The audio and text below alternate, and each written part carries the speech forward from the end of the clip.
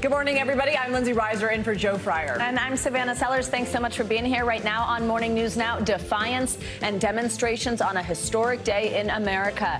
This morning, Donald Trump is now officially the first former president to be charged with a federal crime. He's accused of allegedly mishandling classified documents after his presidency. Following his arraignment, Trump spoke to supporters at a fundraiser for his re-election campaign. Today we witness the most evil and heinous abuse of power in the history of our country. We have team coverage this morning from Florida to Washington, and we'll take a closer look at the charges he's facing, the evidence prosecutors say they have against him, and how this could shape the 2024 election. Also this morning, bracing for the storm developing this hour, tens of millions of people are waking up to weather alerts for a severe storm system stretching across several states. This as other parts of the country face record heat and wildfire weather. We are tracking the conditions.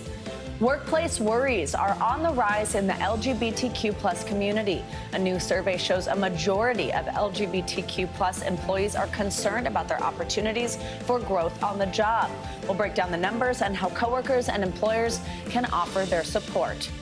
And settling down, if you're looking for the perfect place to raise a family, this is for you. This morning, we are getting a look at Fortune's brand new list of top family-friendly cities to live.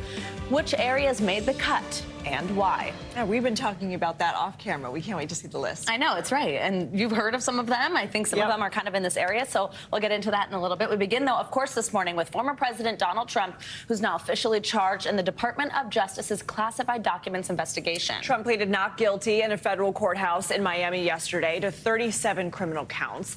Prosecutors are alleging that he knowingly and unlawfully kept classified documents after leaving the White House. While the brief arraignment played out inside, protesters and supporters lined the streets outside the courthouse. People could even be seen running after the motorcade as it made its way through the streets following that hearing. Well, following his court appearance, Trump met with supporters during a stop at Versailles restaurant in Miami.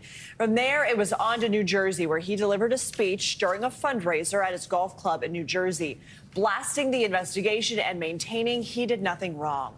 We have a full team covering every angle of this story, from what happened in Miami to what happens next. So we are going to start with NBC News Justice and Intelligence correspondent Ken Delaney and legal analyst Danny Savalas. Thanks for being with us this morning. So, Ken, the case may be high profile, but the court proceedings were pretty straightforward. What stood out to you, and what was Trump's reaction during it?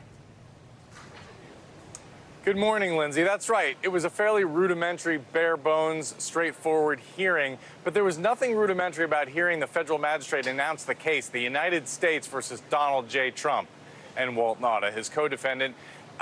In terms of Mr. Trump's reaction, he was I described it as stone face. He sat still with his arms crossed. He didn't appear to be consulting with his attorneys who did all the speaking for him. What was also interesting was special counsel Jack Smith was in the room. He was not at the prosecution table, but he was sitting in the gallery, and he could be observed sort of laughing and joking at times with some of the people next to him, but also staring intently at Mr. Trump throughout the process. His lawyer, Mr. Trump's lawyer, Todd Blanche, answered the judge's question about the plea by saying, "We most certainly plead not guilty." That's essentially how the arraignment moved forward. Mr. Nauta, his co-defendant, was not actually arraigned because he didn't have local counsel who could represent him in Florida, so he'll be arraigned at a later date. Obviously, both men were released on their own recognizance, so the whole thing lasted less than an hour, and then you saw Mr. Trump move on to a kind of a landmark Cuban restaurant in Florida, which he treated sort of as a campaign event, guys. Danny, let's bring you in here on set with us. So special counsel Jack Smith, who brought this, is calling for a speedy trial, but that depends on Judge Aileen Cannon, right? Of course, that's this Trump appointee who randomly was selected to have this case in her courtroom. Tell us what that means in terms of speed here. It does, and had this been the regular magistrate assigned to Judge Cannon, we might have gotten some idea of scheduling yesterday, but my understanding is that this was just a general assignment federal magistrate, which is also a judge, but they exist as kind of an assistance role to federal district judges. But the bottom line is Judge Aileen Cannon will end up handling the scheduling of this case. Will the case stick to that schedule? I bet no, because unexpected things are going to happen. This is a very significant case, a lot of very complex issues. I promise you the defense will be filing a jubilee of motions, either to throw the case out, to suppress evidence, all kinds of things that will extend the time and delay the trial. And by the way, there's nothing nefarious about delay in this case. It probably inures to the benefit of the defendant, but the defendant will be filing lots of motions. Anytime you have a novel, arguably novel application of the law in an unprecedented situation, as a defense attorney, you've got to test the law, if not just for the district court, but for the appeals court. If things go badly, your client's convicted, you have a shot on appeal with a relatively new, fresh issue. We're talking about what's going on inside, but Ken, let's talk about what happened outside the courthouse, because Miami police said they were expecting as many as 50,000 demonstrators. I mean, did we see anything close to those kinds of numbers? I don't think we saw 500, actually, no. I mean, there was the people who did show up were passionate in their beliefs and support of Mr. Trump, and they gathered around the courthouse, but as far as we know, there were no reports of violence. The sort of most notable incident happened when a man who was apparently a Biden supporter tried to rush the Trump motorcade as it was leaving. There you see it, and he was quickly arrested. But no, and in fact, it was consistent with what we were hearing from the FBI and other agencies that they didn't detect any major threats of violence. Nonetheless, it's always a tense situation with Mr. Trump and his very passionate supporters. Particularly, the perimeter around this courthouse was more wide open than we expected it to be, although there were a lot of security officers here. And Danny, one of the kind of quirks here, so we heard Ken mention him a moment ago, his valet, this person that works for him, his co-conspirator in this case, also facing charges, also in court yesterday. They are still working together. He still works for Mr. Trump while this unfolds. Does that complicate things? Absolutely it does. And this order by the judge restricting the defendant's ability to speak to people in their circle, not just Nauta, the alleged co-conspirator and current co-defendant, but a number of other a number of other sources of information for DOJ. Let's take a step back. The judge said, look, DOJ, you need to come up with a list of the people that Trump can't talk to. But in the meantime, Trump, you can talk to those people because you don't know who's on the list. That seems a little awkward, right? Because these are people that may still work for him. Trump may have people in his office who will be offering evidence against him at trial, and he doesn't know it yet.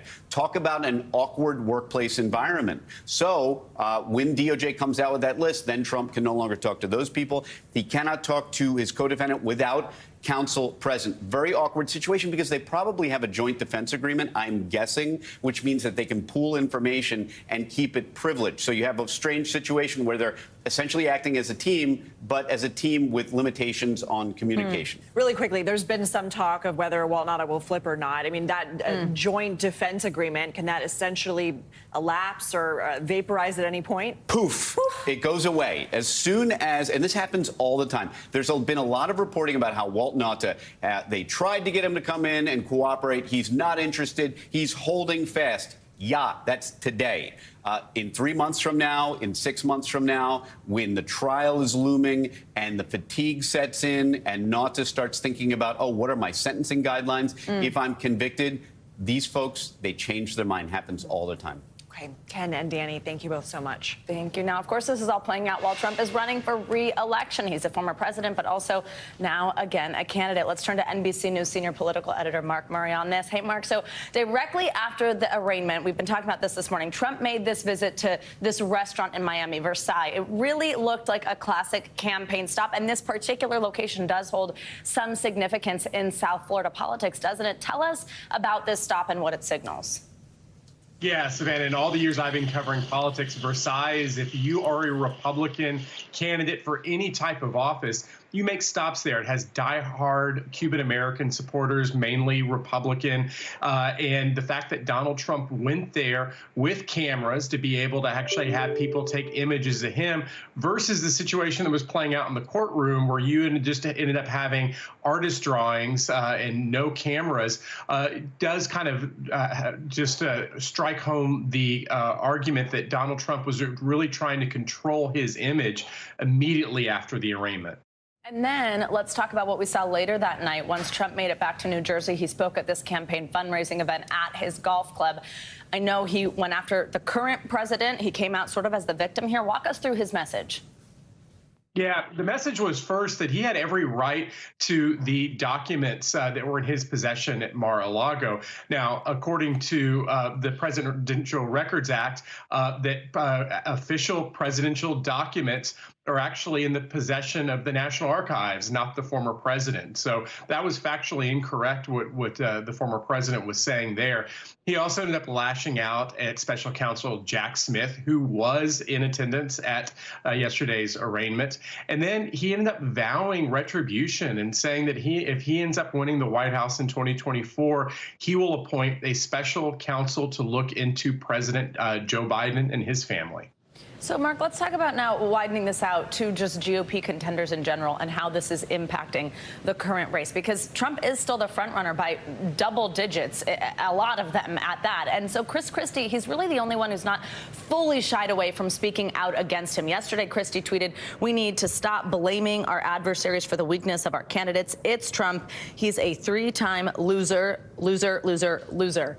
But that's a little bit rare in terms of the forcefulness that we are seeing come out. Because, of course, I think people are thinking, if you go after Trump, are you kind of alienating his supporters, which, again, is most of those Republican voters at this point. How is this case shaking up the primary? Yeah, there is the argument that if you want to be able to defeat Donald Trump, you have to go after him right now and hit him very hard. But as you ended up mentioning, when you look at a lot of the early polls right now, where 3/4 or 4 and 5 Republicans believe that Donald Trump is some kind of victim of a weaponization of Justice Department, that this is politically motivated, it is really hard to end up going right after Donald Trump here when many of the voters might not be there. Now, Savannah, it's important to note that maybe public opinion does change, that if some of these candidates, notably Ron DeSantis or Tim Scott or Nikki Haley, take him head on, maybe that moves voters right now. We're going to have to wait and see. But right now, outside of Chris Christie, it's a lot of crickets. That's right, crickets. Mark Murray, thank you so much. Let's bring in NBC News congressional correspondent Julie Sturkin. So, Julie, good morning. We are hearing for the first time from Senate Minority Leader Mitch McConnell. What's his take on the allegations? Well, his take is that he's going to essentially stay out of it, much of which we heard after the first time the former president was indicted in New York. The minority leader of the Senate, Republican Mitch McConnell, largely staying silent on this issue. He hasn't commented on it at all since the indictment fell, since the indictment was unsealed on Friday as well. Take a listen to what he told reporters yesterday when asked about this. Look, the Republican campaign for the nomination has already been going on for 6 months. It's going to be going on for a year longer. And I'm just simply not going to comment on the candidates. We've got a bunch of them, and I'm just simply going to stay out of it. Now, obviously, it's no secret that privately and publicly, Mitch McConnell and the former President Trump don't have a very good relationship. So his comments do track with his prior ones. Some congressional Republicans, Julie, including House Speaker Kevin McCarthy, have come to Trump's defense. Not all GOP members are jumping on board, as Savannah and Mark were just talking about. What are some of the concerns they're sharing about Trump as he runs for president again? Yeah, well, it's super notable. You're looking at this divide sort of grow among Republicans in Congress. And it's interesting because really at the tip of the spear, obviously you have Speaker McCarthy and leadership who is very much looking into this in the corner of the former president. But you're hearing from a plethora of voices, not just moderates like Senator Murkowski and Romney, who said that this was essentially a stain. Romney said that he was angry that the former president brought this upon himself. He could have just handed those documents over when asked, but also from prominent conservatives, some on the hard right in the House, for example, like Ken Buck, the Colorado congressman, who was just, by the way, holding up the floor so Speaker McCarthy couldn't use it as he wanted to. He said he would have major concerns if there was, quote, a convicted felon in the White House, even if he ended up winning the party's nomination. As Savannah was just saying, he's ahead by those double digits. But it's notable you're hearing this divide from different Republicans who are not in the former president's corner, who perhaps are looking at other candidates in light of this as well. And Julie, Ohio Senator J.D. Vance announced yesterday he's putting a hold on Justice Department nominees in response to Trump's indictment and arraignment. What more can you tell us about that? Yeah, so Vance actually tweeted, quote, "I think we have to grind this department to a halt until Merrick Garland, the Attorney General, promises to do his job and stop going after political opponents." Vance has endorsed the former president. He was one of the earliest endorsements in Congress for Trump. And he essentially is saying that he's going to slow down the confirmation process for Department of Justice nominees. There are a whole slew of them. It's not clear how much leverage he's going to have because, of course, they will still end up getting confirmed. He can slow them down, but he can't stop them from happening. But it's not clear what exactly he's looking for. He says he wants Garland to stop holding political opponents hostage in this situation, but he's not saying what would get him to lift that hold. Nonetheless, though, it shows the influence that the former president continues to have, particularly among his supporters, in Congress. All right, Julie, thank you so much. Well, NBC News presidential historian Michael Beschloss joins us now with his analysis on this. We're always lucky to get him on a morning like this. Hey, Michael, good to see you. Hi. So I know you have called this one of the most important criminal trials in American history, of course, it being the first time that a former president or a current president is being charged with a federal crime. Just put the historical significance in context for us. Well, you know, it's really mind-blowing, Savannah and Lindsay, and I shouldn't chuckle because it's not a bit funny, but think when in American history we have seen something like this. Donald, oftentimes, you and I could talk and we could say this is what historians might think about Donald Trump. First thing we've got to know is that 18 months from now, and this is conceivable, is he going back to the White House as the 47th president of the United States? Is he going to prison? Is he getting off on some of these trials? I mean, the range of possibilities is wider than we've seen in the case of any other president in American life. And so on the outcome of this case and others that are in train and perhaps about to happen is really the future of our country. Michael, we obviously don't know the outcome in the case yet, but it has already been historic. So how does all this affect Trump's legacy and also the legacies of both his supporters and enemies in the GOP? It totally depends on what happens. If Donald Trump is reelected next year in the fall, which I'm not predicting one way or the other, but if he is, he's going to make this into a very different kind of country and a different kind of government. He has said that. And in that atmosphere, there will be people who will say, this is what led to current president of the United States. This is the way that other leaders in America should behave. But the other alternative, or at least an other alternative, is if he is found guilty, if he is punished, particularly if he's incarcerated, there's not a great record in American history of people who have been incarcerated, and if the public feels that that was a fair trial, being considered very, very nicely by people in my line of work. Michael, there's been some talk about the fact that this case is taking place in Miami, Florida, rather than in Washington, D.C., where we kind of knew this investigation was split in both of those places. What's the significance of that? The location of this, the fact that this trial with this particular president in this particular party taking place in Miami, Florida? Well, there's a lot of attention to the fact that, as we know, Lindsay and Savannah, this is a case where Florida is a steadily more red state. The area in which this trial is going to take place is a steadily more red area. And also the judge in this trial is someone who was an outspoken Trump supporter and went to the edge of making rulings that were in his favor on this documents case earlier in a special master that caused her to be reprimanded by some of her colleagues and superiors. So, if we're looking at a news story that is unpredictable, I cannot think of one more unpredictable than this. Absolutely. Well, Michael Beschloss, thank you so much. Again, we appreciate your expertise this morning. My pleasure always. Evacuation orders have been issued for parts of northern Oregon because of a fast-moving wildfire. The so-called Hat Rock fire is burning near Juniper Canyon. It's already consumed more than 10,000 acres in just a matter of hours. Now it is rapidly moving toward the Washington state line. So last night, officials called in extra fire crews from surrounding areas, and they're telling people in the fire's path to pack their bags and be ready to evacuate.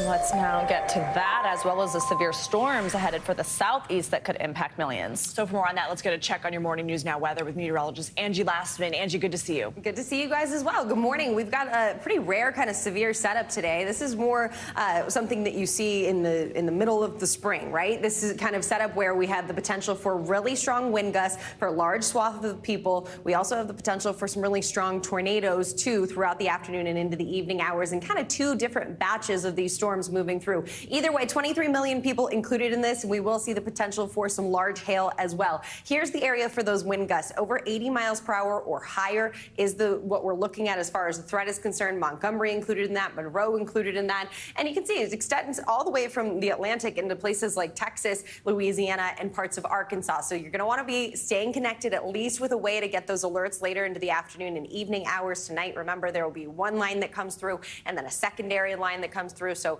don't let your guard down if you live in that area. As we head through Thursday, we'll have the potential to see some heavy rain associated with this as well. Upwards of maybe 3 to 5 inches will be possible. So the flash flooding risk will be there here, at least for the next 2 days. You can see where it extends. Again, same kind of area, same region. And even as we get into tomorrow, we could still see some strong thunderstorms in this area. Maybe not quite what we're going to deal with through the day today, but the potential will be there for some more thunderstorms. Looking up towards the northeast and kind of swirling around the Great Lakes, we have a low pressure system that's going to bring some of that additional rain to folks in that region. We'll see some localized heavy amounts of rain, nothing too impressive, but necessary for some of these drier conditions that we're dealing with. That cold front is going to continue swinging through the Great Lakes here as we get into tomorrow. We'll still see some rain hanging around for places like Maine and Michigan, Ohio as well. Now, as we look towards Texas, this might have gotten your attention yesterday. We have heat alerts that are in place because temperatures are just soaring there, feeling really warm with these heat watch areas dealing with potentially numbers as high as 115 degrees. Wow. Here is what we're expecting today. These are the highs on the left. You see places like Fort Stockton, 101, 101 for Del Rio, but feeling like 105. Even Laredo headed to 116 for your heat index value later today. And this is an extended kind of heat wave. It's going to go through Friday into Saturday for a lot of places. You see triple digits across the board for San Angelo, Thursday, Friday, and Saturday. And again, you add in humidity, and it's a whole lot more uncomfortable for those locations. Take it slow if you have any strenuous activity to do outdoors.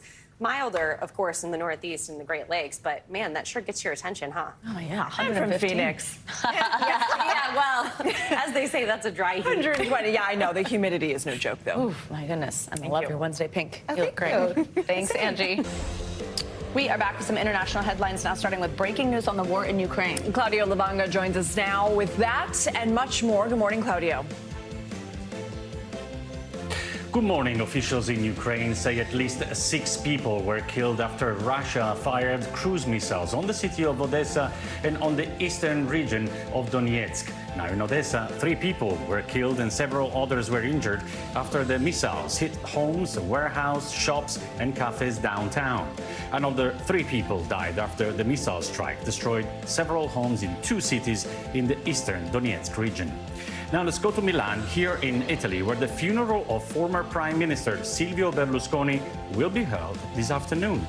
Berlusconi was a media and property tycoon who entered politics in 1994 and has been Prime Minister 3 times ever since. His career, both in business and politics, has been tainted by sex scandals, countless allegations of corruption, and a tax fraud conviction. And congratulations to Nigerian chef Hilda Bassi, who on Tuesday has been confirmed by the Guinness World Record as the new world holder for the longest cooking marathon. About a month ago, the 26-year-old cooked non-stop for 4 days in a makeshift kitchen, taking only short breaks. When Bassi found out her record was officially confirmed, she said she cried, prayed, and screamed. I guess she's still digesting the news. Back to you, Savannah. Man, I bet after that she's like takeout for a year. 4 days with only short breaks. It doesn't matter what you're doing. That's wild. All right, Claudio, thank you so much. It's time now for our weekly medical checkup. And look, we all know someone who suffers from, or we ourselves suffer from migraines. There's some really new, interesting research about how people who suffer from those may also be at risk for more serious health issues. Yeah, plus we're going to get into why is it that some days we just feel a little more on our game than others. Can't wait to hear that one. NBC News medical fellow Dr. Akshay Sal joins us here in studio with more on this. Good morning, doctor. All right, tell us about what this new study says and suggests potentially about migraine sufferers. Yeah, so migraines affect millions of people around the world, right? And so this study was out of it was a Danish study, and they looked at records over decades of time, and they tried to see, is there anything else going on? Are they at risk for other health problems besides the migraines? And what they found was that yes, actually there seems to be an association between stroke and migraines. Women and men, particularly who have migraines, are more likely to have a stroke, and women we know are more likely to suffer from heart attacks. Women who have migraines. So there is something going on here, but we don't exactly know what. So that actually leads us to our doctor's orders. We review the signs for a heart attack all the time, right? The chest pain, the arm pain, the jaw pain. But what about stroke? You want to think fast, F-A-S-T. Time is brain, as they say, right? So what is F? You can have a droopy face or a numb face. A, arm. Your arm can feel weak on one side. It can be numb. S, for speech. You can kind of notice some people have a slurred speech. And lastly, time. Time is brain. Call 911 if you notice any of these. Better to be safe. Time is brain. Oh, important to remember. Good advice. So also let's talk about overdose deaths because they have skyrocketed among teens. It's actually a disorder called opioid use disorder. There's medication for it. It's not always easily available. So what's going on here and what's the recommendation if you or a loved one is having problems with opioids? This study was cool. This study was where doctors got to play detectives. So basically, it was actually led by a med student at the time who's now a doctor. But basically, she called a bunch of opioid use disorder centers and found, that she kind of played the part of a parent. She was like, I have a child who's suffering from this. What would you want to treat him with? And she found that only 1 in 4 treatment centers are actually carrying buprenorphine, which is it's the only FDA-approved treatment for opioid use disorder. So because of that, actually, I should note, some people were actually offering horseback riding as therapy instead of that. Wow. So the doctor's orders here, if you are a parent with a child who has this disorder, don't be afraid to call the center. Ask them what exactly are you giving them and shop around if you need to. And also have Narcan available at home. It is soon going to be over the counter in the coming weeks everywhere, but many states have a standing order, meaning you can ask a pharmacist for it today. Wow, that's good to know, and good that it's more widely available now. Also, let's talk about this pep in our step. Some days work feels a little bit better, a little bit easier. Why is that? Why is it always on Mondays? Yeah. When you don't feel that. This is one of those studies where everyone kind of knows what's going on, but it confirms that, right? Yeah. And so basically they found that, days that you go home and you really make time for yourself, you actually are more productive the next day. You feel better at work. I mean, this is breaking news.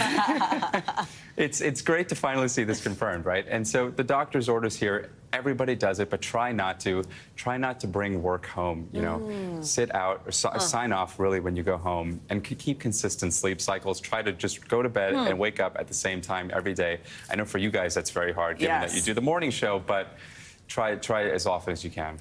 Well, and I think this is big for employers to know, hey, if your employee isn't answering emails at 10 o'clock at night, they're actually going to perform better the next day. Yeah. Definitely. And I do think it's gotten harder post-COVID, right? It's hard to unplug, all that kind of stuff. Yeah. All right, Dr. Seil, thank you so much. We are back now with more on our top story, the arraignment of former President Trump on federal charges. Trump pleaded not guilty yesterday to 37 counts in connection with special counsel Jack Smith's investigation into his handling of classified material. And this is one of several legal fights the former president is currently facing. He could potentially face more charges later this summer in connection with his alleged meddling in the 2020 election. Joining us right now is NBC News legal analyst and former assistant district attorney for the Manhattan DA's office, Catherine Christian. So, Catherine, thank you for being with us. One question that I have is we know that special counsel Jack Smith wasn't only looking into the classified documents case, he's also looking into alleged meddling in the 2020 election. So when you have one special counsel looking at two separate things, one target being former President Trump, do those two cases overlap, coincide at all? How does that work? They may have witnesses that overlap. For instance, Mark Meadows, who was the chief of staff. So he was involved with helping the packing of the boxes that, now resulted in an indictment. He was there when Mr. Trump was leaving the White House. He was also there on January 6th with Mr. Trump. He also, my understanding, was involved somewhat with the Georgia charges. They haven't been charged yet, but those facts. So you'll have overlapping witnesses, but they're two separate investigations, which why they weren't charged together. Absolutely. We are also, experiencing some type of maybe a light dying or something. If you're hearing that noise in here, I think we're safe. Let's follow up on what you just mentioned in Georgia. So we are expecting a decision sometime this summer regarding potential charges in this Georgia election interference case. But here's something really interesting, actually. Members of the Fulton County Sheriff's Office, they were in Miami yesterday to try to kind of gather intel on the security operations First, what does that tell you in terms of could we be expecting something soon if it seems like they're preparing physically for what could happen on the ground? Yes. And also just remind viewers what's going on there in Georgia. Yes, and you may recall that the DA just a month ago said that her entire staff, except for her executives, are going to be working remotely during that period. She sent a letter to all of the law enforcement in that Fulton County and the court staff to be prepared.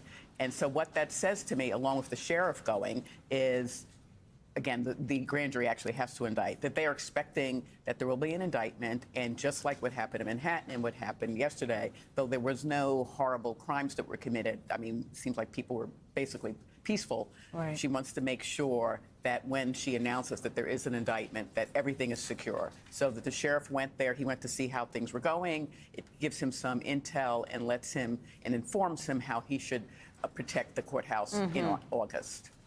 I want to ask you about another case where there was a big development, and a judge actually granted a motion by writer E. Jean Carroll to file an amended defamation suit against former President Trump. She's seeking $10 million in damages. This is after Trump called her a whack job at a CNN town hall. Now, remember last month she was awarded some $5 million in that civil case. That jury found former President Trump liable for sexual abuse. How does this new amended defamation suit move forward?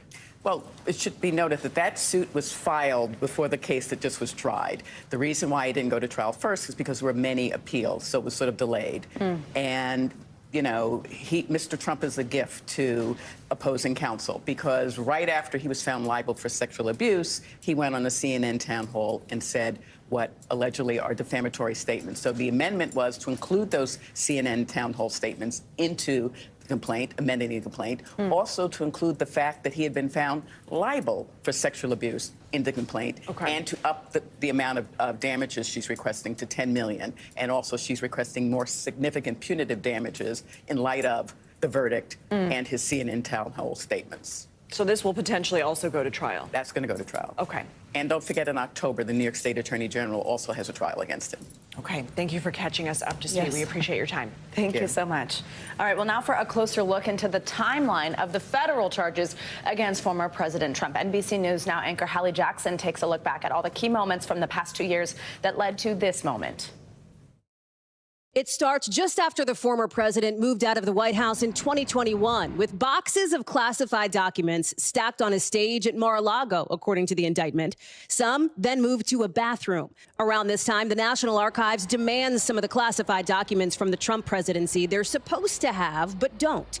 Then a key moment that summer. The indictment says Mr. Trump allegedly showed a writer a document laying out a plan of attack, citing a recording. And Mr. Trump says, as president, I could have declassified it. Now I can't, you know, but this is still a secret. Fast forward about 6 months later, Mr. Trump's personal valet and alleged co-conspirator, Walt Nauta, returns 15 boxes of classified documents to the archives, according to the indictment. But that didn't stop the FBI from opening a criminal investigation. A month later, a D.C. grand jury came together. In June, a couple FBI agents and a DOJ attorney went down to South Florida and got a signed letter from Mr. Trump's attorneys saying, essentially, they'd turned over everything they had. That turned out not to be true, because in August, the FBI carried out a search warrant at Mar-a-Lago and releasing this picture of documents laid out on the floor, something Mr. Trump didn't like seeing. The shameful raid and break-in of my home, Mar-a-Lago, was a travesty of justice. Attorney General Merrick Garland named a special counsel to lead the investigation in November. I signed an order appointing Jack Smith to serve as special counsel. Now there's Jack Smith, tasked with looking at the January 6th attack and the classified documents case. Mr. Trump, now officially running to win back the White House, furious. I took the documents. I'm allowed to. I have the absolute right to do whatever I want with them. Over the course of the next 6 months or so, the special counsel issuing subpoenas and hearing from a lot of people in Mr. Trump's orbit, all leading up to last week when the Department of Justice unsealed the indictment, revealing those 37 felony counts against the former president. We have one set of laws in this country, and they apply to everyone. Hallie Jackson, NBC News. Welcome back. We are back with economic news that could impact your finances. That's right. The Federal Reserve is set to announce its latest interest rate move later today. Well, Wall Street expects the Fed to keep rates unchanged, so not raise them again for the first time in 15 months. The decision comes a day after new data showed that inflation in May hit its lowest level in 2 years, which is what we were looking for here. Well, for more on this, we are joined by NBC News business and data reporter Brian Chung.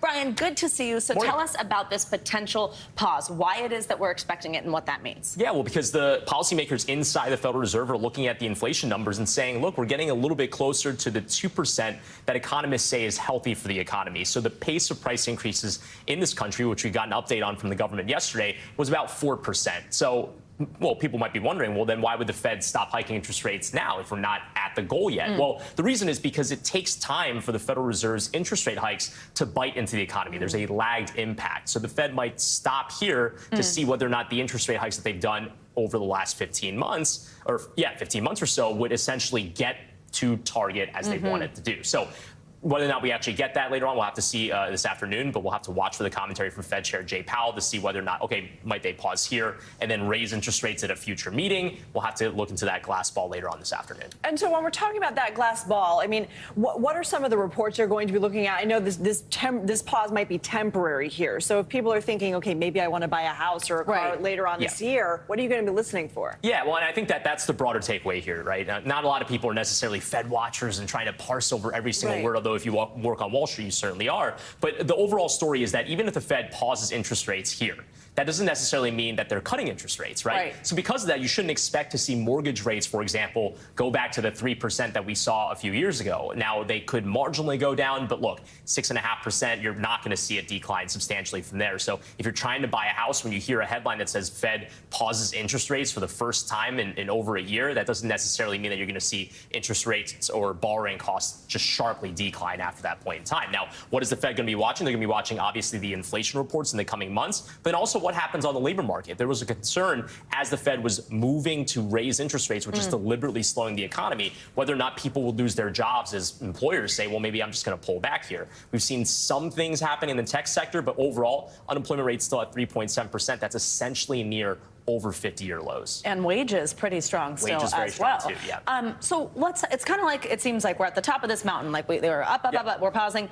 When can we come back down? Because as you said, I mean, this rate is still high. This is not a rate you want to sit at forever in terms of buying a car, buying a house. What will they look for, and any hope about that happening anytime in the near future? Yeah, well, it's a bit of a challenge here because the Fed could lower interest rates for two reasons. One reason would be, well, if they're at target and you have low inflation and you have unemployment not necessarily substantially rising, well, the Federal Reserve might say, okay, well, then we can kind of slowly draw back on these interest rates. So that's the ideal situation that you want. But the other situation where you lower interest rates is if we hit a hard recession. If the unemployment rate all of a sudden starts rising, or you see inflation drop below the target, well, then they might have to start aggressively lowering interest rates, in which case, yeah, borrowing costs might be cheaper, but it might be in an environment where we're in a recession. So that's the real tightrope that the Federal Reserve is walking here, and that's why the next 6 months are going to be very critical. You have some on Wall Street saying, look, we're not out of the clear yet on a potential recession, but the picture so far appears to be very good. Inflation's coming down, and the unemployment rate is pretty low, too. Whether or not that changes is an open question. Brian Chung, always good to see you. Thank you so much. All right, let's stick with financial headlines. As the world shifts toward cleaner energy, the demand for oil is set to slow in the coming years. CNBC's Silvana Hanau is with us this morning with that and other news. Silvana, good morning.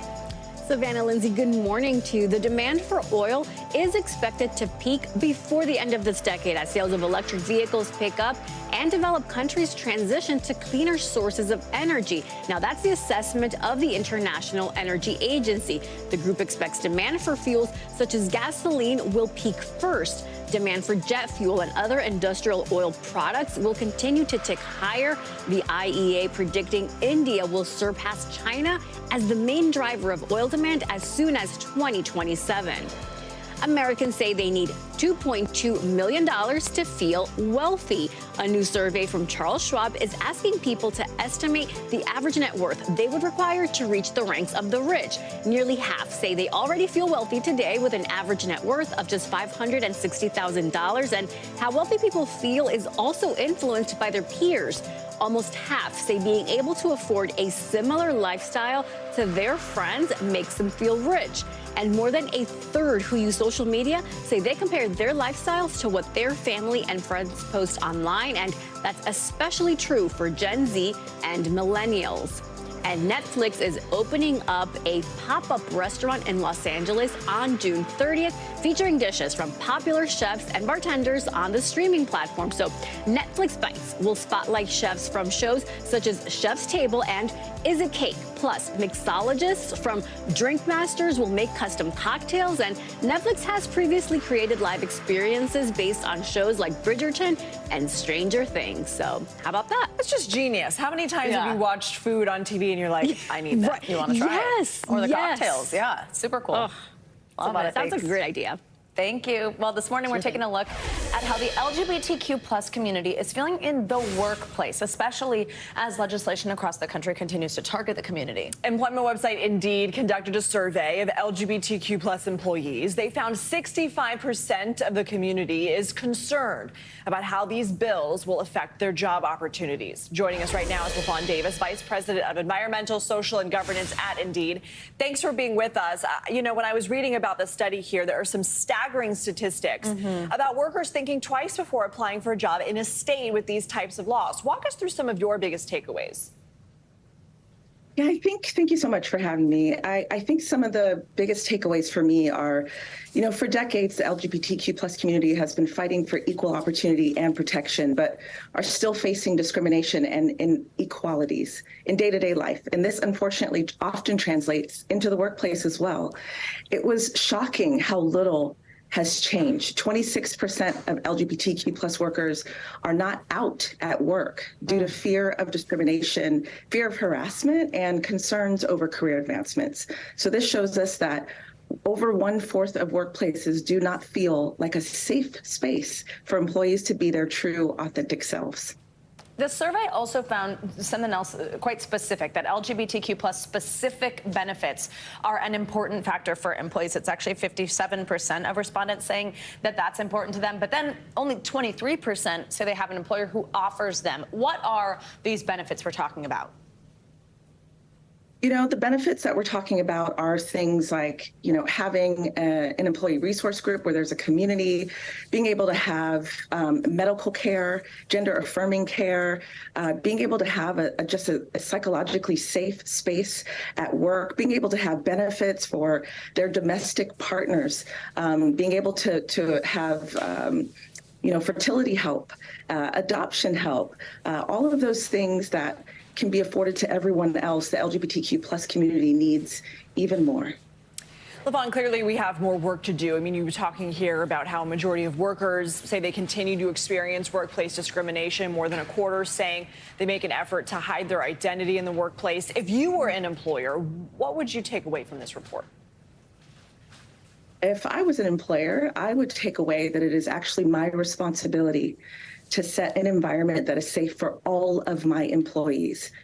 I would also take away the fact that the LGBTQ plus community makes up, in the U.S. alone, over 15 million people. That's roughly 9% of the workforce. And so the responsibility of an employer is to make sure that they have an environment that people want to actually apply to, that they want to work for, and which they want to stay. Do you think one of the interesting takeaways from this report is, you know, here we have many states in which, you know, we're seeing this rise in anti-trans, anti-LGBTQ legislation. Do you think it's important for people behind this legislation, supporting this legislation, to see there's kind of a direct cause and effect when it comes to the business community? Absolutely. You know, according to the ACLU, there are currently 474 anti-LGBTQ plus bills in the U.S., and 65% of the LGBTQ plus community are concerned with how this legislation will affect their employment opportunities. So we have to show support to the community before these bills pass into law. We see that 65% of LGBTQ plus workers are concerned, but also there's an increase in how LGBTQ plus community is showing up. How would they apply for a position if they don't know that you're supportive of the community? 52% said they would never apply for a position in a state with anti-LGBTQ plus legislation. 77% of workers would hesitate to apply, and 75% of workers would hesitate to apply for a company where the headquarters is in that state. And so what companies have to do, even though these laws are up to be passed, you have to show support to the community now so that they want to be at your company now and in the future. Important takeaway. LaFawn Davis, thanks so much. As if Las Vegas needed any reason to celebrate, they've got one. The Golden Knights won the NHL Stanley Cup for the first time in their 6-year history. Quite a feat. The Knights defeated the Florida Panthers with a 9-3 victory in Game 5. Captain Mark Stone managed the first hat trick in his Stanley Cup final since 1996. A franchise record crowd of 19,000 fans watched at T-Mobile Arena. And this victory comes 9 months after another Vegas team, the Aces, won the WNBA championship. So they're on a winning streak here. There we go. Well, I didn't understand a lot of what you said, but that's very cool. I looked up hat trick. I think it means when one player scores 3 goals without anybody scoring in between. Excuse me. Well, don't high five me until we say. There you okay. go. All right, we got a handshake. I got it. Okay. Okay. I like how we just had that in there, like everybody knows, but it makes me feel better you had to look it up too. All right, finally at this hour, planting roots. Yeah, if your family's planning to move into a new home, we have the inside scoop on some of the best places to settle down, and that is thanks to Fortune, which has released its list of the 50 places to live for families. Here to reveal that list for us this morning is Fortune health and wellness reporter Alexa McHale. Alexa, thank you so much. Good morning. So before we jump right into this list, just walk us through how you decide this. What is it about a city that makes it make this list? What are some of the factors considered here? Yeah, thank you so much for having me. So our team evaluated nearly 1,900 cities across the U.S. using over 110 data categories ranging from access to quality health care and education, as well as resources for seniors. For example, we even looked at the walkability index and different wellness resources from mental health providers to also the isolation risk for seniors to compile a list of 50 best places to live across the U.S. for families. Wow, I love that walkability aspect. Yeah, I do too. I mean, it's such a game changer. So tell us then, what are the best places for families to live and any changes from last year? Yeah, so our #1 city this year is Cambridge, Massachusetts. And as we know, Cambridge is a major college town, but it also really serves its residents beyond just the students. One resident in Cambridge really told me again that the walkability was key to really raising a family, being able to have quality health care and access to education within a walking distance really stood out to them and solidified their reason to stay. And our other cities, range from Portsmouth, New Hampshire to Silver Spring, Maryland, topping the list. And this year we looked at one state or one city in every state, different from last year, which only looked at a total of 25 cities. Oh, that's pretty cool. And now they're spread out all over the place for you to find one. Alexa, we've all gotten a lot more comfortable, which is a great thing, with talking about mental health, thinking about how that factors into your daily life, your family's daily life. Walk us through if any of that was kind of taken into account here. Something like looking at how people feel in terms of loneliness or how something like that is tackled in a town. Was that on here? Yeah, definitely. One of our data metrics really was overall well-being and as I said before, risk of isolation. And as the Surgeon General has been really loud about the dire loneliness crisis that we're all facing, really having a strong sense of community has really stood out in the cities that really topped our list. Finding a community in an area where you can really feel at home and feel like you know your neighbors really stood out as well in some of our cities that are really, hosting activities and events for all ages. And given that our list is also for families, we really had a strong importance and high consideration for the sandwich generation, this growing cohort that are managing their aging parents and also their children at the same time. And so having access to senior resources and events that really builds community that can really, serve as a way to help people's mental health and sense of community really stood out as well. Wow, how important. I like that term, sandwich generation. It totally nails it. Alexa, thank you so much. We appreciate you joining us this morning. Yeah, thank you so much for having me. And that does it for this hour of Morning News Now. But the news continues right now on a busy morning. Stick with us.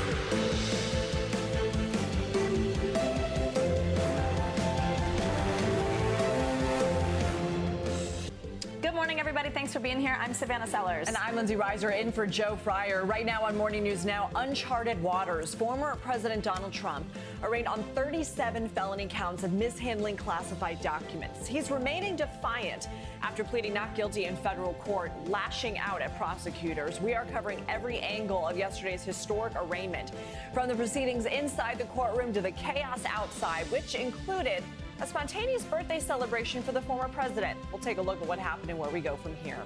Deadly attack. Ukraine says at least half a dozen people were killed in Russian missile attacks overnight. The response comes as Ukraine attempts to move forward with its long-awaited counteroffensive. We have the latest on the fighting overseas. Taking a break with inflation at its lowest rate in 2 years, we're waiting to see what the Fed does today, why we could see a pause on rising interest rates for the first time in more than a year. We're digging into what that could mean for your bottom line and why it doesn't necessarily mean a permanent end to rate hikes. And all you need is AI. Reliving yesterday, legendary Beatles singer Paul McCartney says the Fab Four will release one last song using artificial intelligence to include vocals from John Lennon. We'll take a look at the tech that's making it possible and why some skeptics are saying it's time. I can see why some purists would be like, Yeah, and I see what you did there multiple times. All right. It's definitely a debate, though. AI is just changing everything. Everything. All right, we are going to begin this morning, though, with former President Donald Trump, who is now officially charged in the Department of Justice's classified documents investigation. Yeah, Trump pleaded not guilty in a federal courthouse in Miami yesterday to 37 criminal counts. Prosecutors are alleging that he knowingly and unlawfully kept classified documents after leaving the White House. Well, despite his legal troubles, polls suggest Trump remains the clear Republican frontrunner for 2024, and that he's continuing to ride that momentum. Yesterday, he visited with supporters in Miami after that arraignment and then followed that with fiery remarks at a campaign event in New Jersey last night. We, of course, had full team coverage covering every angle of this story, what it means next for Trump. But first, let's start with NBC's Garrett Hake with the latest in this historic case. Police in Miami said they were prepared for thousands of protesters outside the courthouse, but only a few hundred showed up. Inside the courtroom itself, the mood was weighty and tense. The former president sitting with his arms tightly crossed across his chest, staring at the judge for much of the hearing, leaving a federal criminal defendant. A turning point in U.S. history. Former President Donald Trump departing the courthouse as a federal criminal defendant after pleading not guilty to a 37-count felony indictment, accused by the special counsel of mishandling classified documents and obstructing efforts to retrieve them. The defiant former president rallying supporters at his New Jersey golf club overnight, accusing the Justice Department, without evidence, of prosecuting him in order to sabotage his 2024 presidential bid. Today we witness the most evil and heinous abuse of power in the history of our country. This is called election interference. President Biden has not commented on the case, and the Department of Justice maintains the White House is not involved. Mr. Trump himself is facing an election interference investigation in Georgia for his efforts to overturn the 2020 election. He has denied any wrongdoing. Mr. Trump also targeting special counsel Jack Smith. The prosecutor in the case, I will call it our case, is a thug. I've named him Deranged Jack Smith. The special counsel present in the packed courtroom with Mr. Trump watching from the audience, days after delivering rare public remarks defending the FBI and the rule of law. We have one set of laws in this country, and they apply to everyone.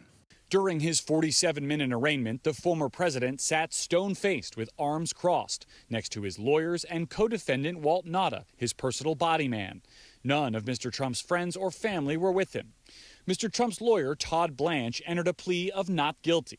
The judge did not impose any travel restrictions, but did direct prosecutors to put together a list of people with whom Mr. Trump would not be allowed to discuss the case, including Nauta, whose arraignment has been delayed for 2 weeks while he works to hire local counsel. When the hearing was over, Mr. Trump stood up, scanned the courtroom, and left without making eye contact with prosecutors or the special counsel. The surreal spectacle continued with the motorcade headed to Miami's Little Havana neighborhood for what appeared to be a planned pep rally at the famed Versailles restaurant. Food for everyone. Food for everyone. The former president, with Walt Nauta close by, greeting supporters, singing happy birthday to Mr. Trump, who turns 77 today.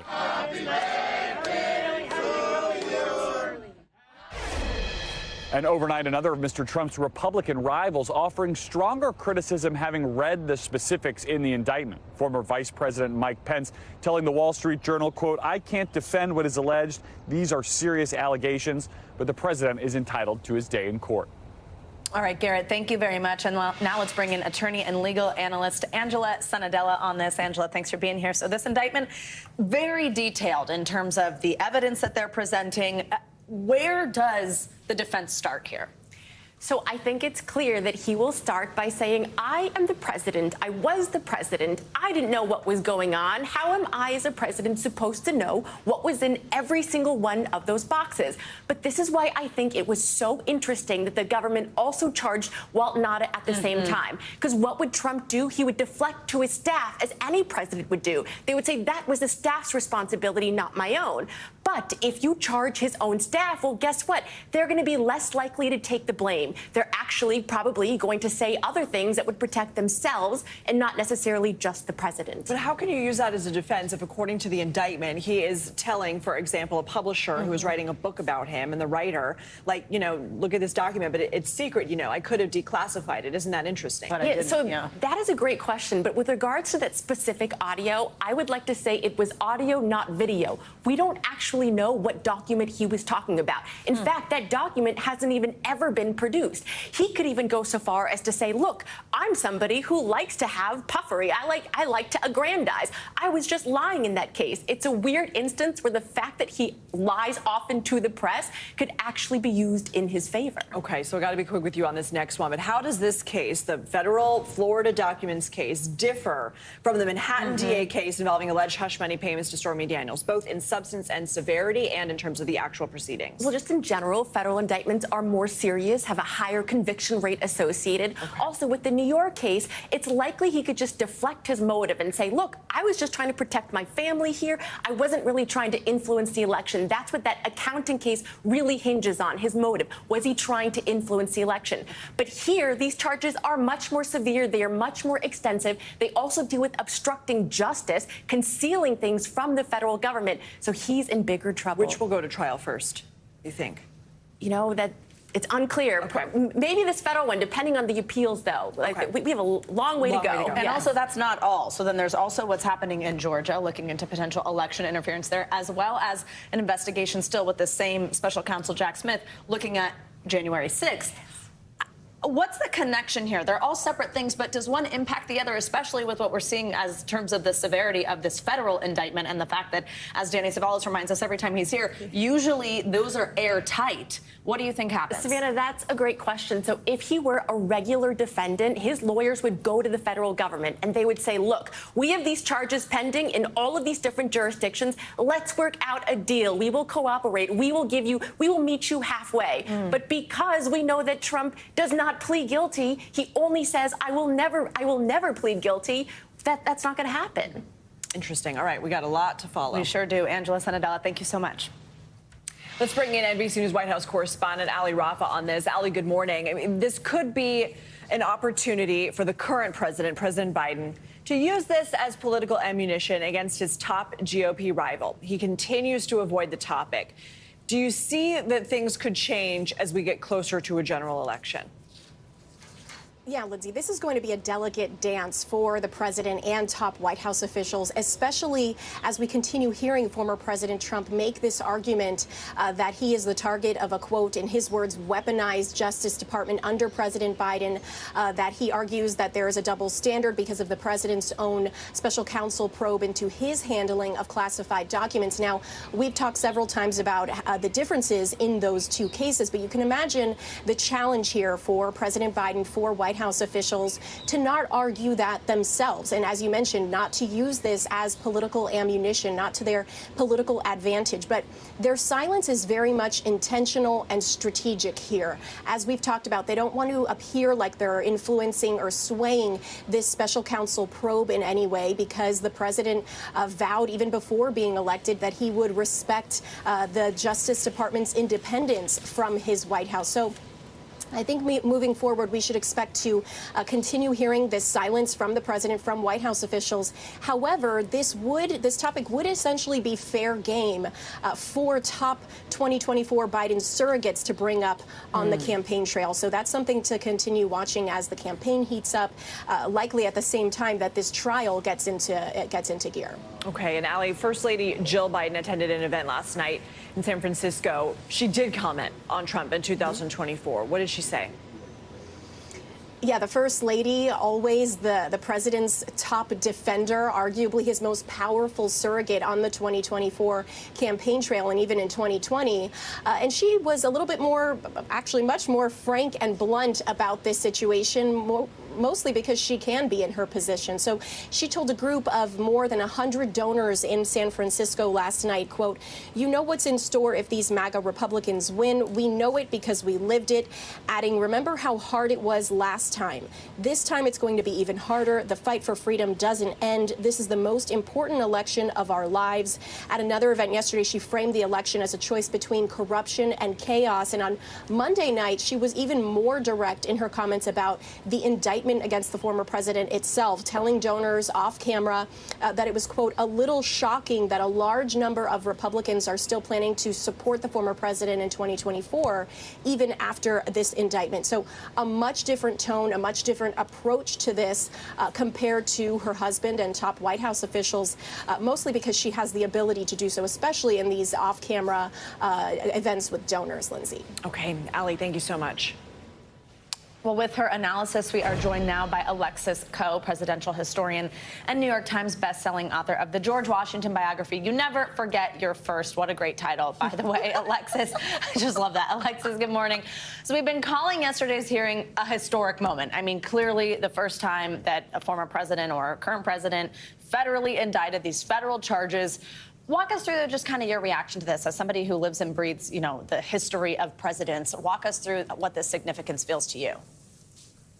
What's interesting about this is it's been like it's been like watching a slow motion train crash. It didn't need to happen. The reason we have the Presidential Records Act is because Richard Nixon, after he resigned, and had he not resigned, this would not be unprecedented. He would have been charged. President Ford explicitly said that in his pardon, that he was pardoning Nixon for any offenses against the United States. And so we have the Presidential Records Act, which dictates that you return documents that are important to national security and also to our collective understanding, our collective memory. These are public servants. And what I think is really fascinating here is that we're not talking about what Trump isn't being charged with. He's not being charged with the nearly 200 documents that he did return to the National Archives. So he's not being singled out. This is not politically motivated. He broke the law willingly, wantingly, very purposely, many times, and now he's being held accountable. So Trump is not the first president to leave office with a complicated legacy. How does this compare to some of those other cases from down the years that really were, in their own right, scandals? We have certainly had our fair share of presidential scandals. And it's interesting, I participate in the PBS presidential rankings, and people tend to think that to say, I like him, I don't, Lincoln's first. That's not true. We view them through categories. And, some of these categories have to do with trustworthiness and responsibility to Congress, to the American citizens, to vision, all of these things. And I think when we look at Trump, there are a lot of things that are lacking and that have been to the detriment of this country, including our international standing. He's known as this, great, or at least he suggests that he is this great friend to Israel. Israel has come out and said that it threatens their national security. And so I think it's really important to understand that while it seems like, there are all these things going on, he's being accused here in New York and there, when a president approaches the office in a monarchical sort of posture and suggests that he has king-like,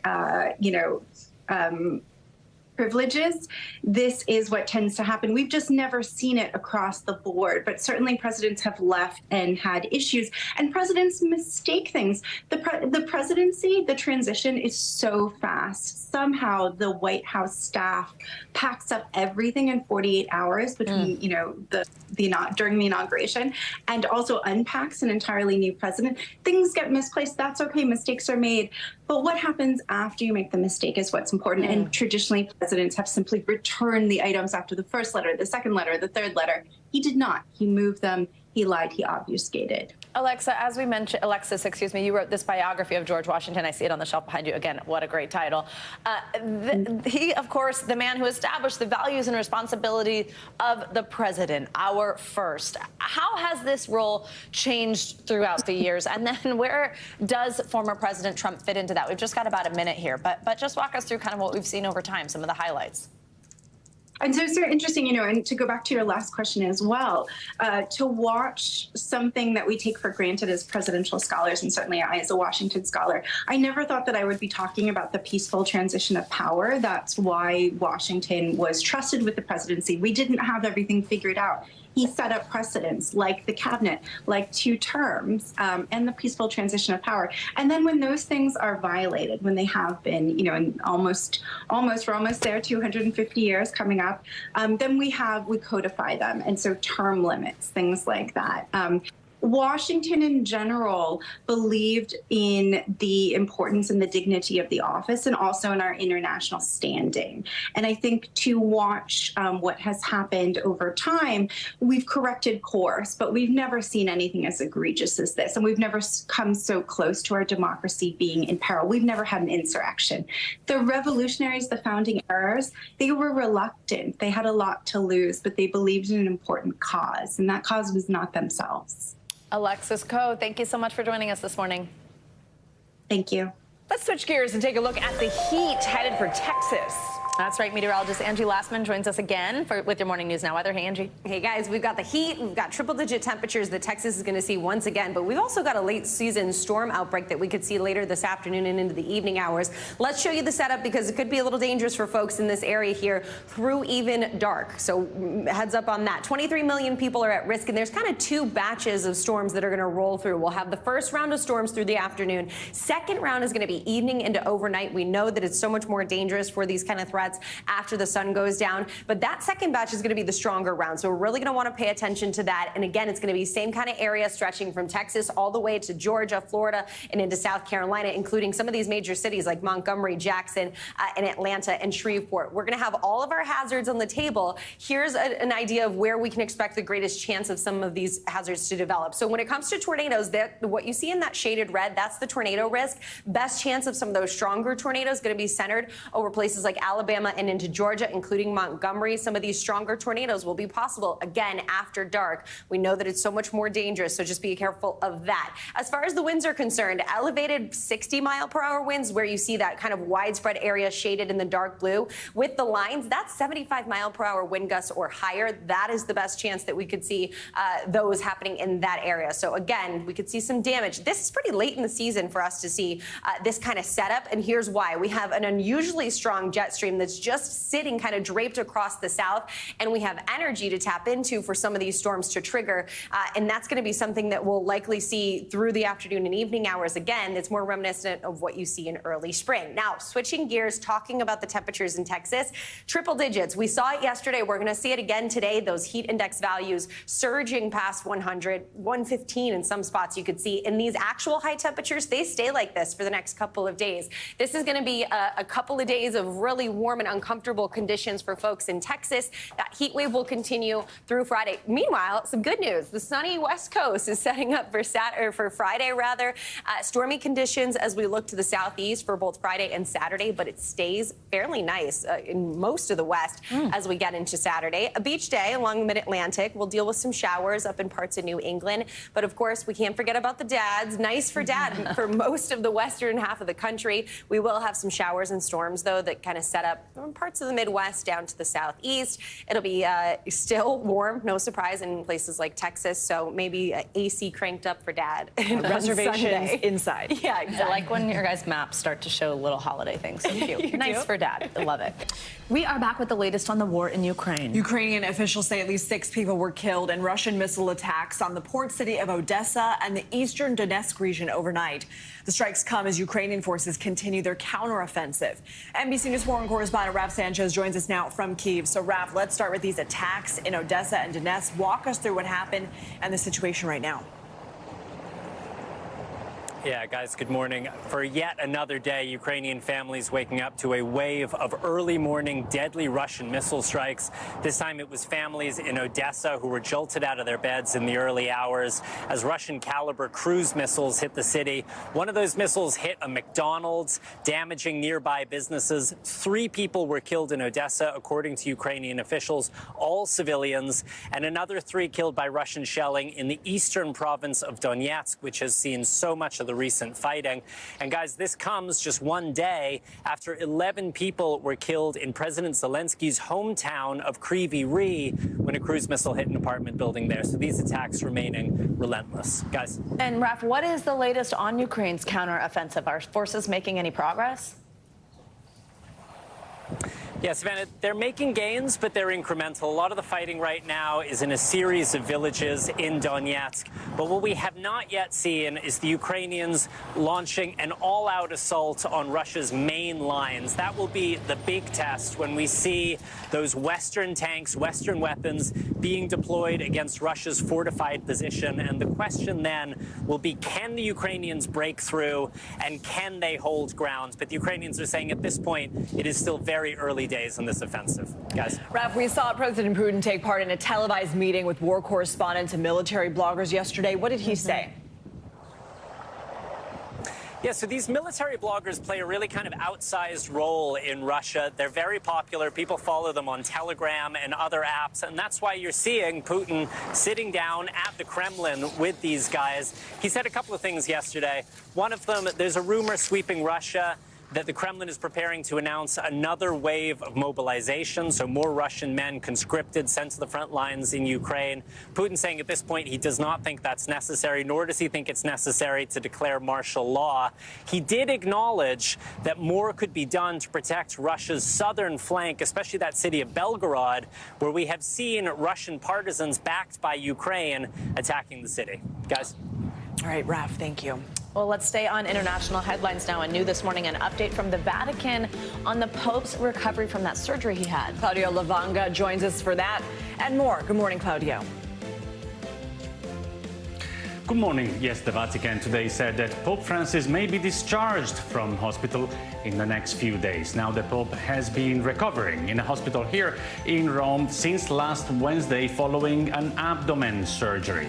Now, in the statement, the Vatican said the clinical course is proceeding regularly without complications and that today the Pope gathered in prayer and received the Eucharist. Now, let's go to Japan, where today an 18-year-old Air Army trainee shot 3 of his fellow soldiers during a shooting exercise on an army base, killing 2 of them. Police in the prefecture of Gifu in central Japan said the suspect was arrested on suspicion of attempted murder. And let's end this short tour of the world in the UK, where Prince William opened a new housing initiative aimed at helping young homeless people get their lives back on track. Now, young people between the age of 18 and 24, for whom the rent is capped at a third of their salaries, will be able to live in the 33 self-contained flats in Peckham, South London, until they manage to move on with their lives.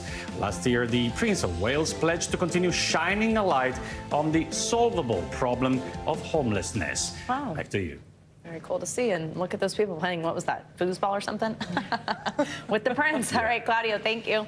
We are back with more on former President Trump's arraignment in the Department of Justice's classified documents case. Trump pleaded not guilty yesterday to 37 counts in the case, and he maintains he did nothing wrong. That's the message he's delivering in court as well as on the campaign trail. NBC News correspondent Vaughn Hilliard is in Bedminster, New Jersey, where Trump held a campaign event last night. Hi, Vaughn. Thanks for joining us. So you were there last night for Trump's speech. Tell us the highlights. What stood out to you? Hey, good morning, guys. This was Donald Trump's opportunity to rebut what was laid out in the indictment there in that Miami courthouse. And to note, in front of a couple hundred supporters at his private club here in Bedminster, it was largely, there was lack of defenses. He did not object. He did not deny to having these particular records, these classified records, at his Mar-a-Lago estate. He did not deny obstructing justice. He did not deny having lied to his own lawyers about the documents that still existed, despite having previously stated that he had complied and turned over all the documents. Instead, he objected to the argument that he was not allowed to have the documents in the first place, making the case that under the Presidential Records Act, that when he was leaving the White House, he was able to determine what were personal records, and he was able to take whatever documents he so pleased at his own will. Of course, that is at the heart of this indictment, and prosecutors believe that that is not a fair argument, but it's clearly, based off of his remarks last night, what Donald Trump is going to attempt to argue in the court of law. Vaughn, one recurring theme that we're hearing from Trump and his supporters are these claims of the weaponization of the Department of Justice. But Trump then posted on Truth Social, if reelected, he would appoint a special prosecutor to, quote, go after President Biden and his family. How is that landing? Right. And if you look at a new poll here from just this week, when Republican voters nationally were asked about this indictment, 76% of them responded that they believed that it was politically motivated against Donald Trump. Now, again, it's important to note that the allegations that are actually laid out by the Department of Justice are quite detailed and damning. Even former Vice President Mike Pence said that they were very serious allegations that could have put American lives at risk. But when we're talking about Donald Trump, he has had a stronghold on this Republican electorate, and he has made the case, 7 months out from when Republican primaries are slated to begin, that he is being unfairly targeted. And that is where you saw him turn it up on its head, saying that if he gets in the White House, he is going to appoint a special prosecutor to, in his own words, quote, go after Joe Biden and his family. And so really this is becoming a very serious, divided, and dangerous juxtaposition between what is being laid out by the Department of Justice now and what Donald Trump is warning he would do if he were to get back into the White House. Vaughn, also quickly, let's talk security here. We're hearing members of law enforcement in Fulton County, Georgia, gathering intel on security ahead of possible charges there, checking out what was going on in Miami yesterday. Tell us about that. Right. This is all under the context that Donald Trump has now been indicted twice in 2 different cases, and there could be a potentially 3rd or even 4th indictment to come. One of those in Fulton County, Georgia, where the district attorney is investigating his efforts to overturn his election loss in 2020 in the state of Georgia. And there's a 3-week period in August in which the district attorney has suggested that she would announce charges if she, in fact, brings charges against Donald Trump or any of his allies. And that is where deputies from the sheriff's office, officials, were sent not only to Manhattan, but also to Miami to survey the type of security measures taken for Donald Trump's arraignment. Obviously, that would be under the guise that if he were to be arraigned in Fulton County, Georgia, in the months ahead, that they would understand and take the necessary precautions ahead of time. All right, Vaughn Hilliard, thank you so much. Well, with Trump's arraignment now behind us, where does the special counsel's investigation go from here? And what's next for the other investigations involving the former president? For more, we are joined by NBC News legal analyst Danny Savalas. Danny, good morning. Thank you so much. What do you make here of what the former president is saying? I mean, you heard Vaughn say he's not actually addressing the merits of the indictment, but then you have him giving a campaign-like speech that can be evidence in this case.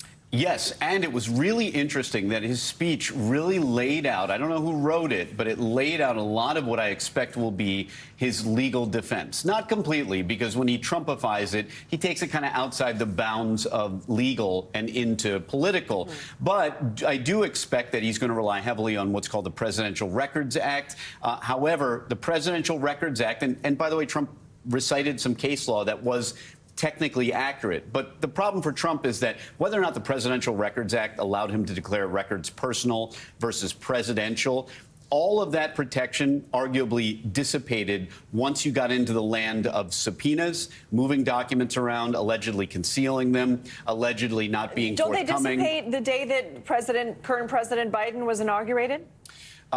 Well, not necessarily. If you look back at the Clinton Sox case, as it's called, that court concluded in a roundabout way that a president, that the National Archives does not have the power to go out and search for every presidential record that exists out there, and that a president has the power to declare something personal versus presidential. But that is in a vacuum. When you add the elements of classified documents, of national defense information, and the fact that there were subpoenas, formal requests, and allegedly lies to government agents about where these documents were, those all take it outside the realm of the Presidential Records Act and into the realm of these criminal statutes. Now, is there a case to be made that the National Archives and DOJ were a little aggressive in getting these documents back? Sure. President Trump can make that, and if it's admissible, he can put it into evidence, but it isn't necessarily going to exonerate him. Danny, let's talk about, as we look ahead, other things that are going on here. So Special Counsel Jack Smith in the room yesterday, also the former president talking about him last night, giving him a nickname, calling him deranged Jack Smith when he spoke in Bedminster, New Jersey last night. He's also the one who's looking at the January 6th investigation. Walk us through differences here and how this could potentially impact that with the same special counsel, as well as just the severity of it. It is really interesting that Jack Smith is handling both prongs of a really very different investigation. And you can infer a lot from the fact that at some point Jack Smith thought, well, this particular investigation, I am ready. We are ready to go. We believe we can prove the case beyond a reasonable doubt. We're ready to get a public indictment, knowing that the criticism that will follow will be scrutinized at every angle. And yet there is an investigation ongoing as to January 6th, which happened even before the events alleged in the latest indictment. So while we can't read too much into what Jack Smith's plans are for the January 6th investigation, we know only that it is ongoing, and strangely, I would argue almost completely separate. I don't know that there's a single fact that truly overlaps in the two investigations. So interesting that you have the same special counsel on both. Welcome back. There are stunning new allegations surrounding that shooting on the Rust movie set, where actor Alec Baldwin shot and killed cinematographer Helena Hutchins with a prop gun. Prosecutors are saying the weapons supervisor may have been hung over when she loaded a live bullet into the gun. Here's NBC News national correspondent Miguel Almaguer with more. Over a year ago, prosecutors told me they weren't sure if they'd ever know how live rounds got onto the set of Rust and into that gun. Now it appears they're moving forward with charges against Hannah Gutierrez-Reed and are perhaps answering that very question. This morning, the deadly shooting on the set of the Alec Baldwin movie Rust is back in the spotlight. Prosecutors now saying it is likely that Hannah Gutierrez-Reed, the film weapons supervisor, was, quote, hung over when she inserted a live bullet into a gun that she knew was going to be used at some point. Cinematographer Helena Hutchins was killed on the set after Baldwin fired a gun that had live ammunition on set. Prosecutors are also now saying that there are witnesses who will testify that it's likely that Gutierrez-Reed was, quote, drinking heavily and smoking marijuana in the evenings during the filming of Rust.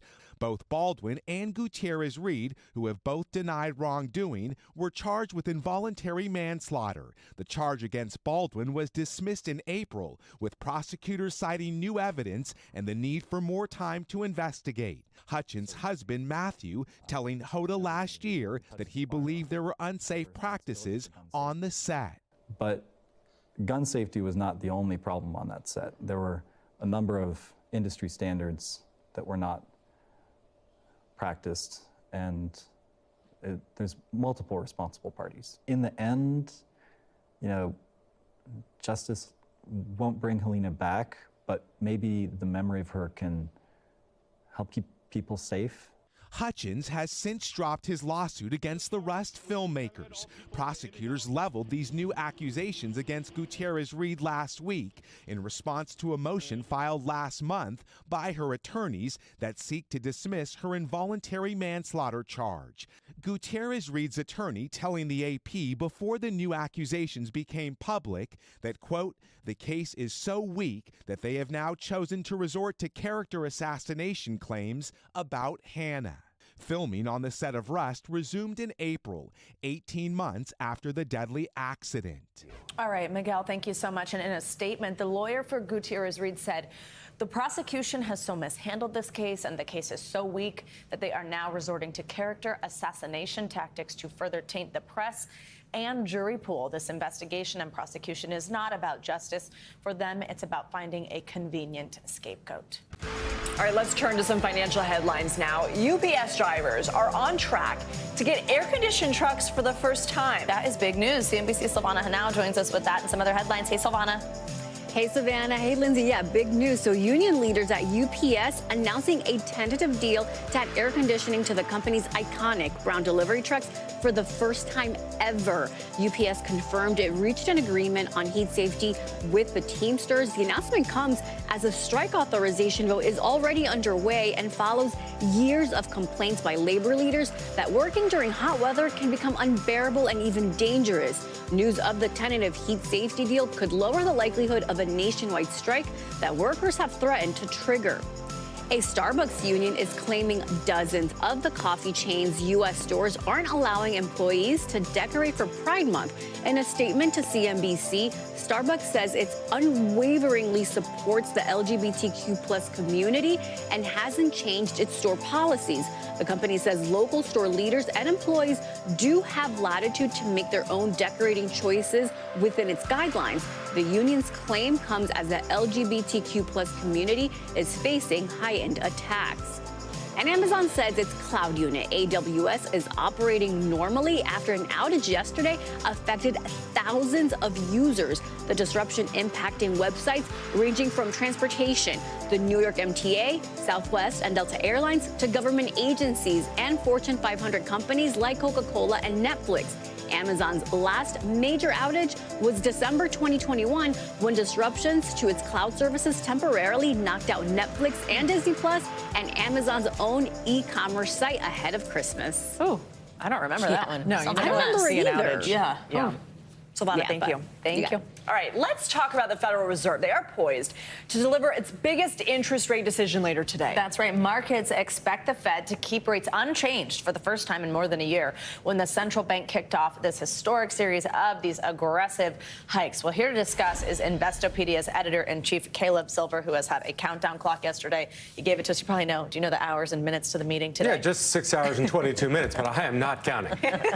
All right, so the expectation here is this pause. Walk us through that, and then also, though, does it still mean that after a pause, we could still see more rate hikes later this year? Yeah, words matter, so we're going to be listening very closely to what Fed Chair Jay Powell says in the press conference following the announcement. We're all expecting a pause in those interest rate hikes. We're now between 5 and 5.25%. But we want to make sure that if he says things like this is temporary, then we know there could be further rate hikes depending on economic conditions. If he says economic conditions are sufficiently tight right now, we may not see another one, and the market's going to take off. But this is super important because that Fed funds rate, we talk about the Fed adjusting interest rate, that Fed funds rate is the basis for credit card loans, for mortgages, for new car loans, for borrowing in general, and borrowing has been very tight as these rates have been rising for the past 14 months.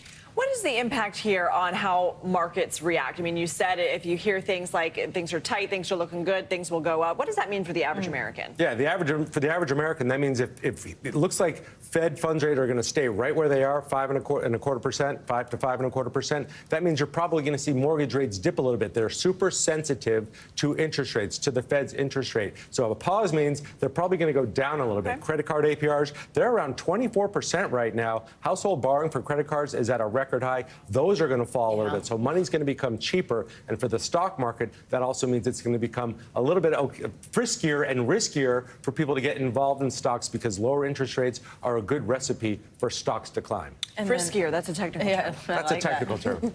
Any hope on the horizon or any prediction on when we could actually see them lower the rate? Because even a pause keeps it at this extremely high rate right now, not making it any easier for mortgages, things like that. Yeah.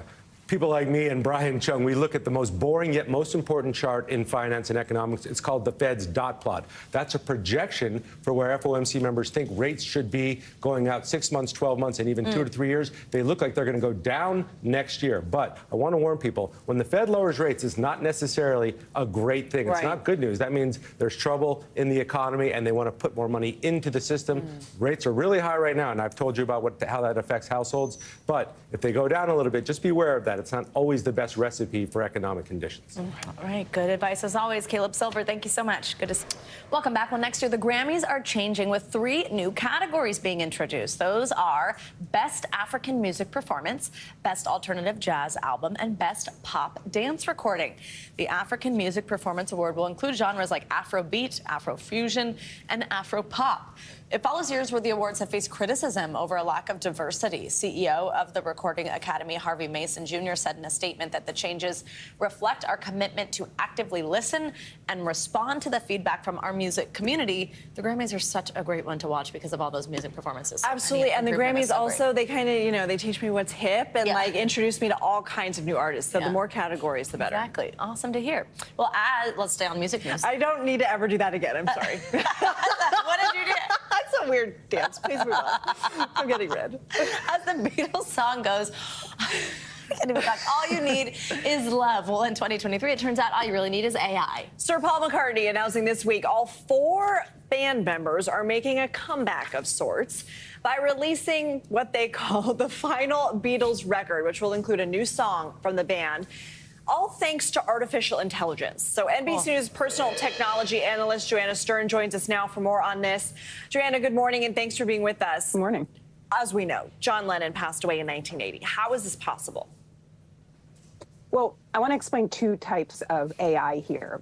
What is being used here, according to what Paul McCartney has said, is that there was a previous recording of John Lennon, and they have been able to use AI to, as he said, make this pure, to clean up that recording. So it probably means a series of isolating some of the sound of his voice and using some ways of really cleaning up the recording. There's a whole other idea in AI right now, or it's not really an idea, it's a whole other area of AI right now where people are using people's voices to generate things that and sing and make songs and have them say things that they had never said before. But that doesn't seem what has happened here with John Lennon's voice. Yeah, absolutely. I mean, that Drake song kind of took the internet by storm. That was not, in fact, a Drake song, but sounded a lot like him, which leads to these ethical concerns, right, about using AI to make music, and then where do you draw the line between a robot and a human? And what are some of the arguments for and against using this modern technology in the music industry?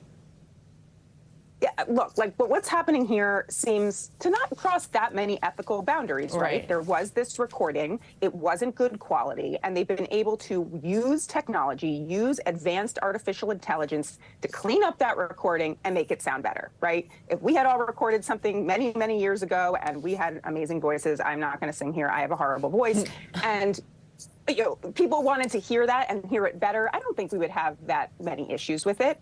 But let's put the other idea in perspective, right? We all have amazing voices, we pass away or we are famous, and then everyone starts using that voice to make songs that we never sang, to say things we never said. Well, that seems to cross an ethical line that I don't think I'd be okay with. I don't know about you guys, maybe you have amazing voices and this is a problem for you. Certainly not. Can confirm. I do want to ask you, since we're talking about, it sounds like 2 very different buckets here with the Beatles song and album and what we're talking about here with AI-generated music. What does the future of the music industry look like with both of these buckets in play? It's a really interesting question, and I think it's going to be really interesting to watch. We've seen musicians react in a couple of different ways. Some musicians and platforms like Spotify saying, we are going to police against this. We do not want this technology to impede the real recording, the real artists, the real talent. We've also seen some artists like Grimes actually say, hey, I'm open to working with AI. I'm open to this making my music better. Of course, I still want to make my money. I want to make those royalties. I want to use this in a collaborative fashion. And I think that's happening across all industries right now. How are we going to use AI collaboratively versus replacing us? I don't know. Feels like a slippery slope. We'll have to watch. Joanna Stern, thank you so much. Thank you. Finally, this morning, as people head to the beach to try and beat the heat, a lot of people they stay away from the sharks. But our NBC News correspondent Tom Costello, he's been doing the opposite. Yeah, he went diving with an expert in a tank full of sharks. Here's how it went. Hey there, listen, everybody needs a good fishtail, and now I've got one. Only NBC's Carrie Sanders. could beat this one. We are inside the Georgia Aquarium, surrounded by 1 million gallons of water and an awful lot of sharks. The truth is, sharks are really not that interested in us, although there goes that tiger shark again, circling us over and over again. Sharks are more interested in finding fish to eat and maybe a seal. The bottom line is we wanted to get some expert advice from a shark expert, how we can all stay safe as we go to the beach this summer. I like that hammerhead. I like that shark. It's so big. There's something about those teeth, those eyes, that fin. Sharks love to eat people. No, they don't like to eat people. Young or old, sharks capture our imagination. Here at the Georgia Aquarium, they've got hammerheads, tiger sharks, sand sharks, silvertip, and silky sharks. 15 in all. I had oatmeal for breakfast. Is that going to make me more of an appealing target? Absolutely not. They don't like fiber. Yeah. They don't like fiber. Yeah. Okay, good. Dr. Katie Lyons is a shark researcher and my personal underwater guide today. Take some slow, deep breaths. Within minutes of our shark cage going into the water, Katie's enthusiasm was contagious. So the ones with the big, tall dorsal fin, oh, just right there. Look to your right. Yep, I see it. Oh, my gosh. Being submerged in their world is truly sensory overload. The water is clear but cold, as these giants of the deep stay in constant motion, circling. It's just a totally immersive experience. Oh, goodness, what is that? That's a big shark. So that is one of our sand tiger sharks. They're a really cool species. Swimming at the top of the food chain, they are essential to the ocean's life cycle. All these sharks play critical roles in the ecosystem, and they help keep everything in balance. Usually, sharks are interested in fish or seals, not humans. But attacks do happen.